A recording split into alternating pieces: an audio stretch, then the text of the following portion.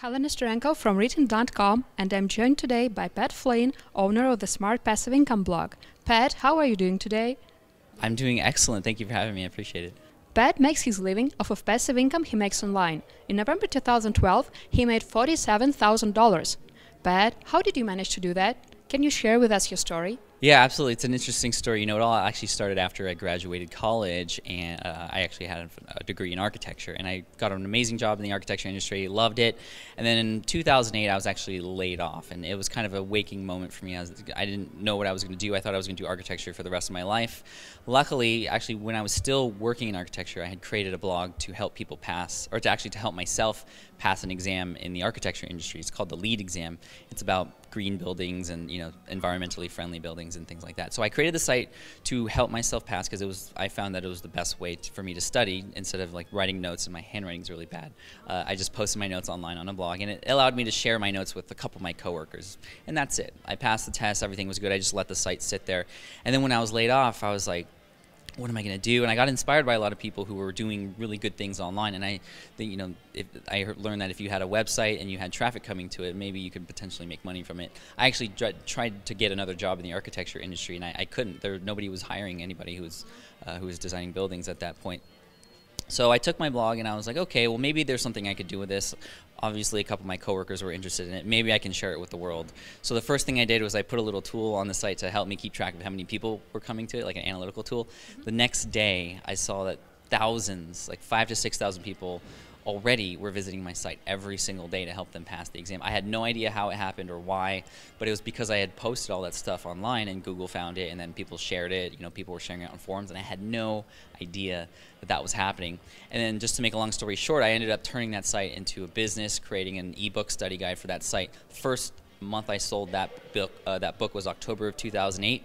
I had made $7,905 selling a $19.99 ebook, and it was just a life-changing moment for me right at the point in time when I was laid off, so it was perfect timing.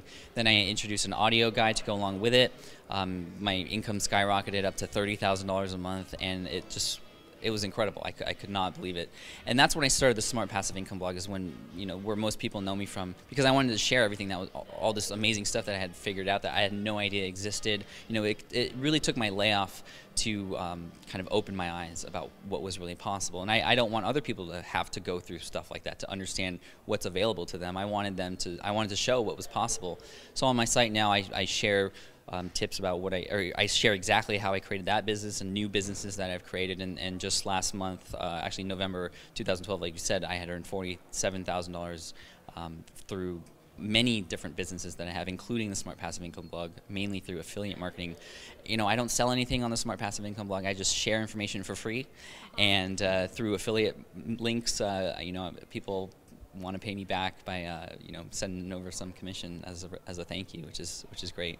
Was giving content away a good strategy for your business?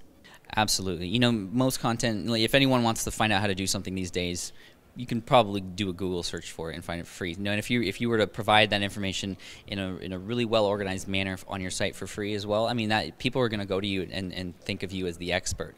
And if, you know, there's some psychological things about free. Like, free gets people to do some crazy things. You know, people will stand in line for hours just to get like a cupcake or something for free, right? I mean, there's something powerful about free. It moves people, and it gets them to take action that they wouldn't normally take action for. So free is a great way to get people into what you're doing and who you are, what kind of brand that you have. But the important thing to realize is that free is not a business model. You know, free is incentive for your business model. So you want to utilize free and that power and drive behind free to get people to build a relationship with them, to have them understand and kind of, you know, use whatever it is that you're giving away for free as proof that, you know, you are the person or brand that they should be going to. And then you want to, you know, take that relationship to the next step and have them possibly buy something from you, or, you know, subscribe or whatever. So free is just the first step.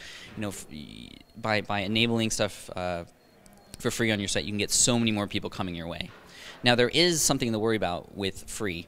One of the hardest things to do in business, it's called the penny gap, actually. There's a huge difference in demand between giving something away for free and even just charging a penny. Once you start charging for anything, the demand is going to go way down, right? Just people love free stuff, and once they have to pay for something, there's that sort of idea that they're going to lose something. There's a fear of loss there.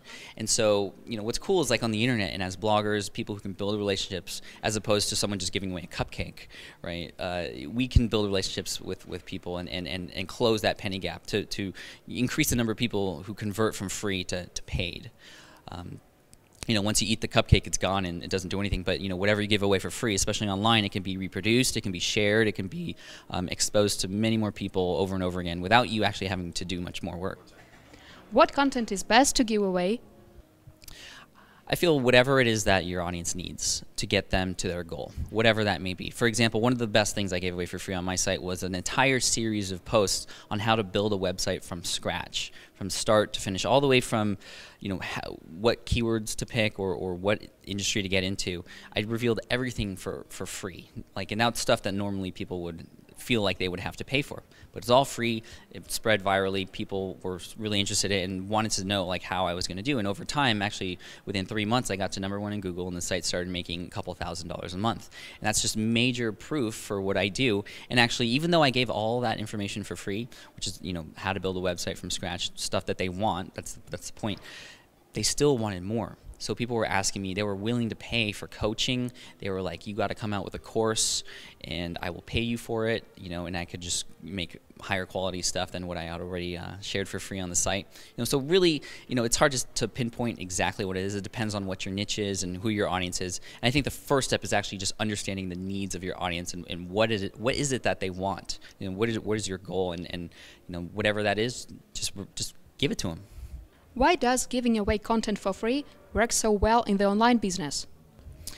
Well, there's a lot of reasons actually. It's easy to consume, and there's a viral aspect of it being having it to be shared, and it's just everybody's on online these days. From PCs to tablets and mobile phones. I mean, you can just build a relationship with someone that is all the way across the world, and just like here at New Media Expo, I'm meeting people for the first time who I feel like I have a deep connection with, even though we never met in person, because we've read each other's content or they know who I am through my posts or my videos, especially video. I mean, just the ability for video to build a deep relationship with someone who could be all the way on the other side of the world is just amazing.